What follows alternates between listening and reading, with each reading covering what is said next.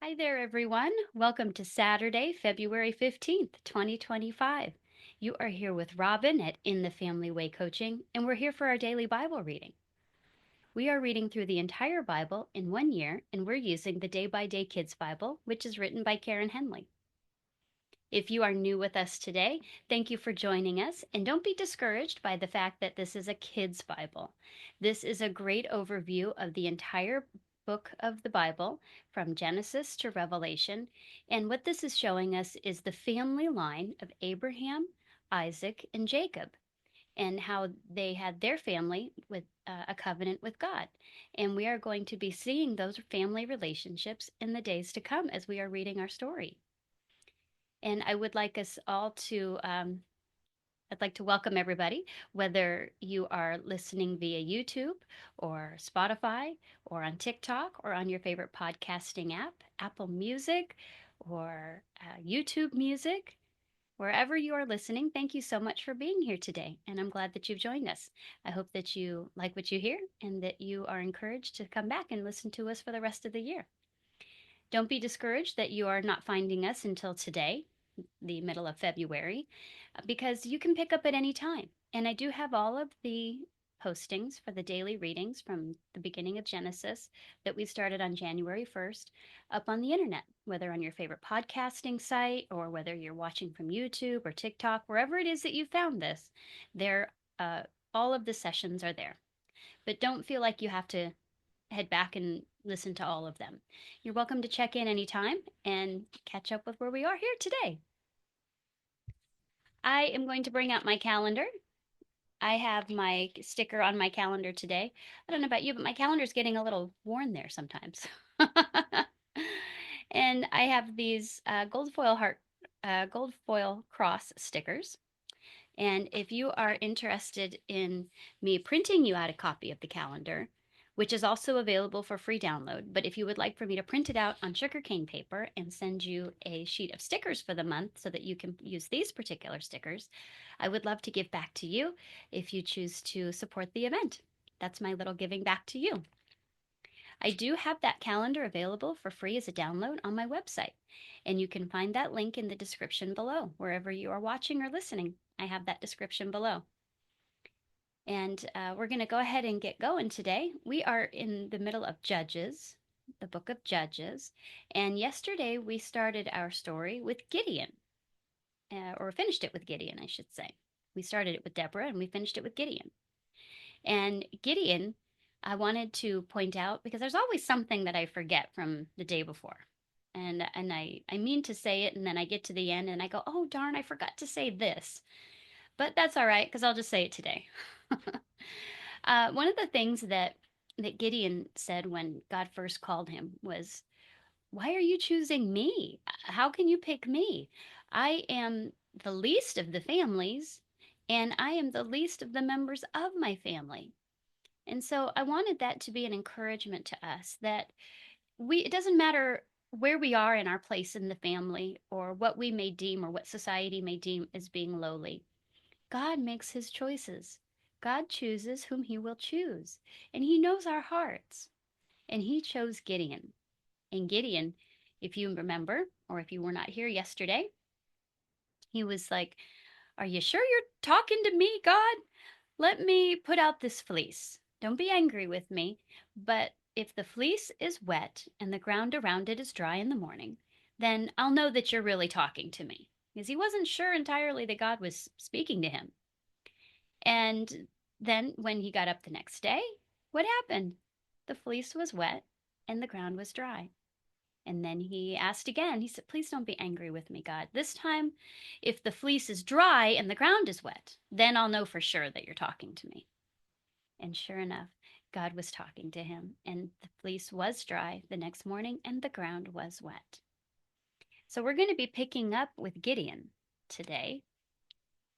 And I love this story of Gideon because it shows that God wants to keep us humble. So keep your ears open for that.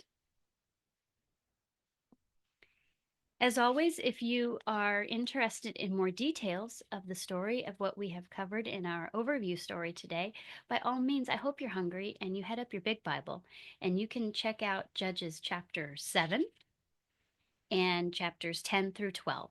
Those are the chapters that our reading will be coming from today. So in Judges chapter 7, it is entitled A Night Fight. Now the enemy army camped in a valley, and Gideon and his men camped near a small river. God told Gideon, "You have too many men. I don't want them to say they saved themselves. I don't want them to say they won because they're so strong. So tell them that anyone who is scared may go home." So Gideon told his men to go home if they were scared. 22,000 men went home.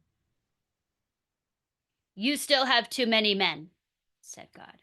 "Take them down to the water." So Gideon took his men to a small river, and he let them get a drink. "Watch them drink," said God. "Some men will put the water in their hands. Then they'll lap it up like a dog. Other men will get down on their knees, and they'll drink the water straight from the river." Gideon watched. 300 men lapped water out of their hands. The others got down on their knees. God said, "Take the 300 men who lapped water. Let the others go back to their tents. I'll save my people with 300 men." Now Gideon and his men were in the hills. The enemy camp was down in the valley. And that night God told Gideon, "Go down into the camp. Take your servant. Listen to what the people are saying, and then you will not be afraid to fight." So Gideon took his servant down the hill, and the valley was full of enemy men. There were more camels than you could count. They were like sand on the beach. So Gideon and his servant walked very quietly. They went to the edge of the enemy camp. Then they listened. They heard a man talking to his friend. "I dreamed about bread," said the man. "A big round loaf rolled into the camp. It hit our tent so hard, the tent fell down." "That dream is about Gideon," said the other man. "God is going to let Gideon win." So Gideon heard all this, and he worshiped God. He called to everyone, "Get up! God is going to let us win." So he made his men get into 3 groups, and he gave each man a horn. He gave each man a jar, and in each jar was a stick with fire burning in it. "Watch me," said Gideon. "I'll lead, and you follow. Do what I do. I'll blow my horn, and then you blow yours." And Gideon told his men to shout these words, "For God and for Gideon." They went down into the valley, and they came to the enemy camp. The enemy army had just changed guards. All of a sudden, Gideon blew his horn, and he broke his jar, and the other men blew their horns, and they broke their jars. And then they shouted, "A sword for God and for Gideon!" And then they just stayed where they were. All of a sudden, the enemy army didn't stay. They were afraid. So they shouted and ran, and they even began fighting against their own men. Then Gideon's men chased them. A man named Tola. Enemies and Judges. Judges chapters 10 through 12. A man named Tola became the next judge of God's people, and his grandfather's name was Dodo. Tola led God's people for 23 years. The next judge was Jair, and he led God's people for 22 years. Jair had 30 sons, and they rode on 30 donkeys. After these judges died, God's people sinned. They worshipped idols of Baal and other gods that were not real. They forgot the real God. So God was angry at them, and he let enemies control the land again. God's people were having terrible trouble. Then they called for God to help them. "We have sinned," they said. "We have forgotten you, and we have worshipped Baal idols." God said, "Didn't I save you from your enemies before? But you forgot about me. So I won't save you anymore. Ask your other gods to help you. If you're in trouble, let them save you." "We have sinned," said the people. "Do whatever you want with us. Just save us now." Then they threw their idols away and they began following God. So God couldn't stand their sadness anymore. The enemy army came out to fight. So God's people gathered to fight too. They began to talk to each other. "Whoever leads our fight will be our leader," they said. Now, there was a man named Jephthah, and he was a strong fighter. He was the leader of a group of men, and they often got into trouble. Some of God's people went to Jephthah. "Come with us," they said, "and be our leader." So Jephthah went with them, and he sent a message to the enemy king. "Why did you come to fight us?" And the king sent a message back. "Your people took my land many years ago. Now I want it back, so give it back in peace." Jephthah sent a message back to the king. "God's people did not take your land. They came out of Egypt and they traveled and they tried to pass through your land, but your king wouldn't let them. And in fact, your king marched out to fight God's people. So God gave your land to his people." Jephthah went on, "We'll keep whatever God gave us. Besides, God's people have lived in your land for 300 years. Then Jephthah asked, "Why didn't you take it back before? I didn't do anything wrong to you, but you're doing wrong. You're trying to fight against me. So let God be the judge between us." And this time, the king did not listen to Jephthah. So Jephthah took his men out to fight, and God made Jephthah win. Jephthah led God's people for 6 years, and then he died. And the next judge was Ibzan, and he had 30 sons and 30 daughters. He led God's people for 7 years, and then he died. And the next judge was Elon. He led for 10 years, and then he died. And the next judge was Abdon. He had 40 sons and 30 grandsons, and they rode 70 donkeys. And this judge led for 8 years, and then he died. And that's the end of our reading for today. And that actually completes the book of Judges for us, because tomorrow we will be starting with Ruth. So what was your favorite part? My favorite part was when God kept lowering the number of people that Gideon was going to take with him. And then I thought it was super funny when Gideon told his men to shout, "For God and for Gideon." So that was also my favorite part. I had two favorite parts today. Well, I always like to share personal application so that you can be encouraged, because just like Gideon said, he said, "Who am I? I'm the least important person in my family, and my family's the least important family of all the nations. And who am I? And who are any of us? God chooses who he will choose." And that was one thing that I find encouraging, is that God uses all of us. It doesn't matter how little we think we are or how unimportant we think we are. God will use whom he will use. And um, I know I felt like Gideon previously. And so I'm reminded that I feel like Gideon too when I am doing anything. But I know God sends me people to talk to, and I know he gives me purpose in my life, and he gives me stuff every day. And I love that. And I love how God lowered the number of people. At first, he said that he had too many people, and he said, "Send anybody home who's scared." So 22,000 men left. That was almost everybody. That was almost everybody.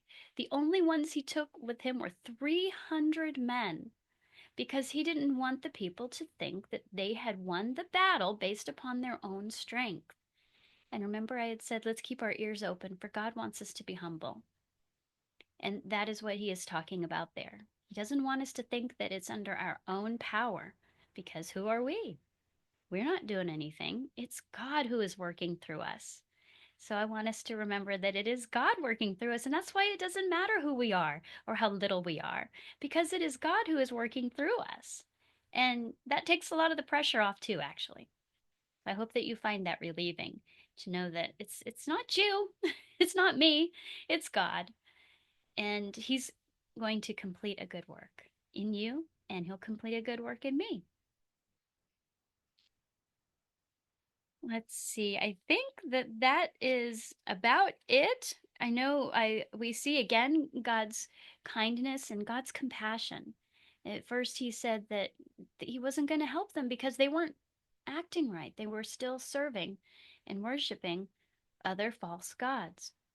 But it says that he couldn't stand their sadness anymore. That is compassion. That is how we would describe compassion. When you can't stand somebody's sadness and you want to help them, that is compassion. And so I want to encourage us to be compassionate, even towards people who have done wrong to us. How many times did God's people turn away from Him? And each time they came back, He had compassion. He wasn't just forgiving, He had compassion. He cares about them. He doesn't want to see them sad, He doesn't want to see them suffer. And He knows that He is the only one who has the power to help them. And so I'm very thankful to God for His compassion. And it encourages me to be compassionate in my daily life. That if we see people, especially people who have hurt us, that we need to be compassionate to them. And this is shown even in the New Testament when the disciples were talking among themselves with Jesus. And they said, um, Jesus, how many times should I forgive my brother? 7 times? And Jesus said, 70 times 7. And they said, oh, who has that much faith and patience? And Jesus said, I tell you the truth. If you have faith as small as a mustard seed, you can say to this mountain to move, and it will move. So he's saying that with faith, anything is possible. With trust in God, anything is possible. And to forgive, not just 7 times, but 70 times 7. And so that is the example that God sets for us. He sets us the example of forgiving. And so if He, of all, can forgive the many, many sins that we have done, no matter how many times we commit them and come to Him and say we're sorry for committing them, and He is so faithful to forgive us, how can we also not forgive? How can we deny forgiveness to anybody when it's nowhere near as bad as the things that we have done and the ways that we have not held up our faith and our trust in God? And yet He forgives us. So I want that to be an encouragement to us to apply forgiveness and um, to people in our lives as well, the same way our faithful God does with us. Well, that's everything in our reading today. Thank you so much for joining me. Tomorrow we will start Ruth, as I mentioned, and it's a great story. I love the story of Ruth, and I will give you a little bit more information on Ruth tomorrow. I don't want to get ahead of myself. I already know what I'm thinking, but I don't want to give it all away just yet. So, thank you for being here with me, and I hope you enjoyed the reading today. Whether you are watching via TikTok or Spotify or on YouTube, whether you are listening on your favorite podcast app, that is, whether it's YouTube Music or Apple Music, or if you're listening on Spotify or Amazon Music or iHeartRadio or Podcast or Podbean or Podfriend or Overcast or any one of the many, many podcasting apps. Thank you for being here. I appreciate it. And if you have a like button, I say it looks like a like button, but it's really a light button. If you feel that God has lit your light today, then I ask that you please consider showing that light by clicking that light button.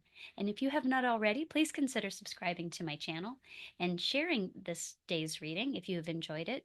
And let's help spread the word about reading God's Word. I hope everybody has a great Saturday, and I will see everybody again tomorrow.